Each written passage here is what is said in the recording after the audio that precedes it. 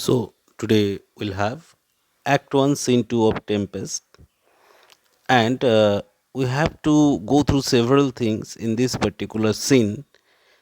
This is a particular foil to the first scene where we have found so much of destruction, natural calamities, storm, and other irregular events. But this one is totally different from the first one. Here we are going to have magic. We have the serenity of mind, and obviously you are going to see the supernatural acts of those supernatural beings. And further, we have to understand that during that period of time, supernatural activities, magics, ghosts, and all those things and are prevalent in the society. People had a great belief in these things. So it should not be considered as a matter of superstition. Instead, we think that this is a kind of interest, and Shakespeare had a logic behind it, and that logic cannot be neglected here. This is very vital to understand the society of the time. They had believe in all these things. So Act 1 Scene 2, though a foil to Act 1 Scene 1, will come to know about all the characters here, as well as we are going to have a love affair between Miranda and this Ferdinand. Another striking thing is that here Prospero recapitulates his past to his daughter. So here you go. In Act 1, Scene 2 of William Shakespeare play The Tempest, we get introduced to the main characters like Prospero, Miranda. Now the setting of the scene one is changed into another environ, that is of nearby island. Miranda is very upset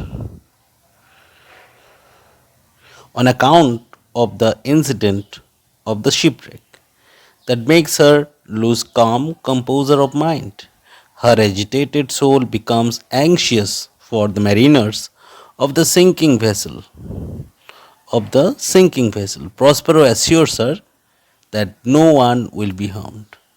So here we come to know about the soft-hearted nature of Miranda. She is extremely tensed because of the incident that occurred in Act 1, Scene 1, the shipwreck. Prospero now starts narrating his story about his past and about who Miranda is unaware. Miranda was eager to know that as well. Once Prospero was the Duke of Milan, Knave Miranda learns a lot about her father's dukedom and devotion to studies of music and liberal arts. In effect, he neglected the governance of his kingdom.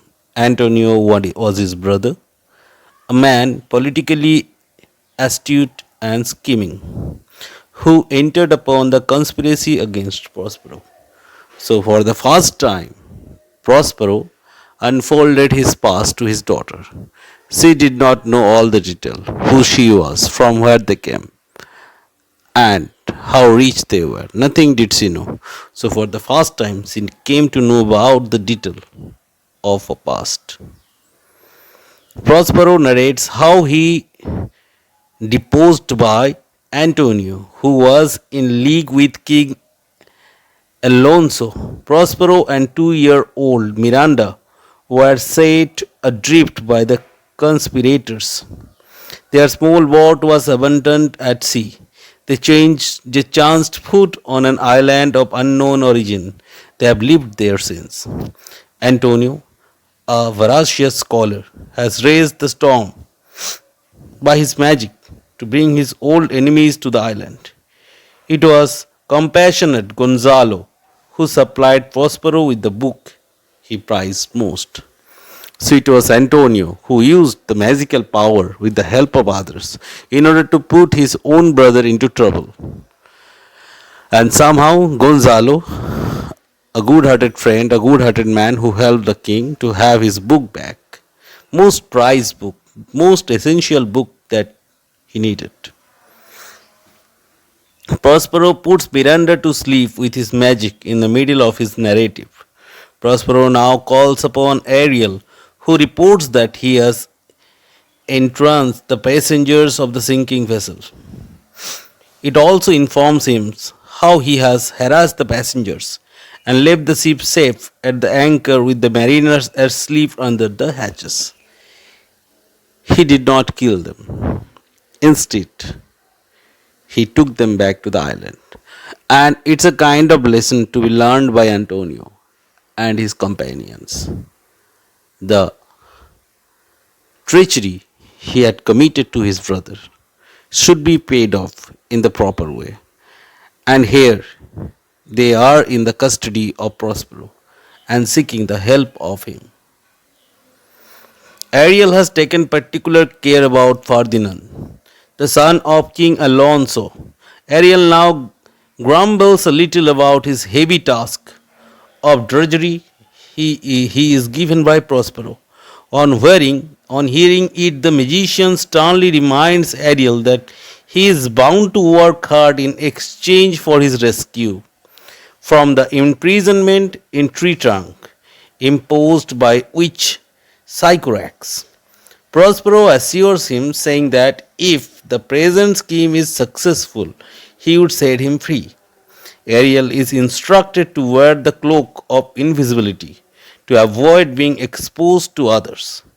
Ariel leaves and Miranda awakes from sleep. So it was the task on part of Ariel to do all the work for the king, and only by doing so he will get salvation or release from such kind of condition, from slavery.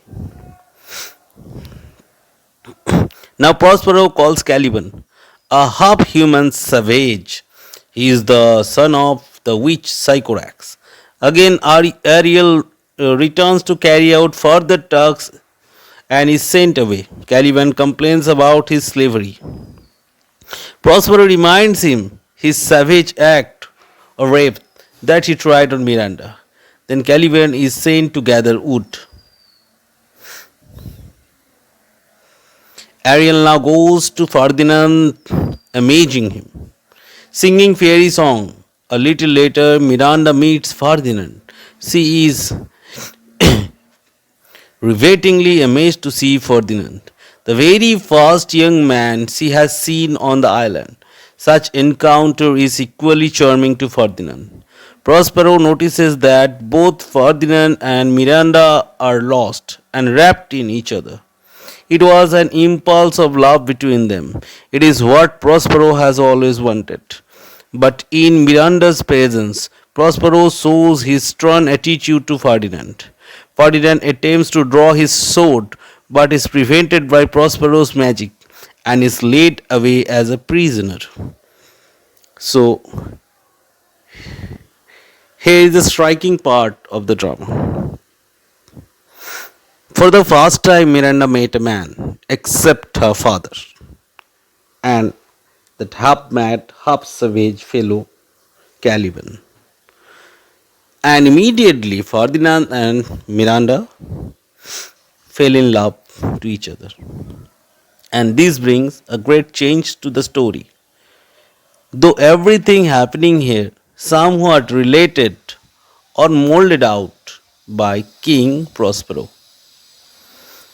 Act 1, Scene 2 of the play temporarily strikingly opposite to that of the first scene, with its quiet and repose. It is an exposition scene through which we are conversant with the tale of Prospero's banishment along with his infant daughter Miranda, subsequent misfortunes that he suffered along with his daughter. It is reflective mood is indicative of philosophic bent of mind of Prospero and overanxious nature of Miranda.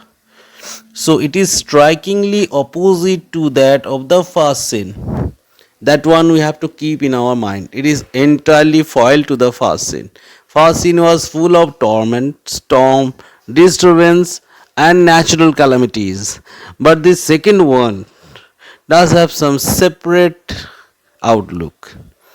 It is quite silent and calm, and further, we have the tone of love in it. Nothing significant happens in the scene. It is rather retrogression of Prospero's previous life.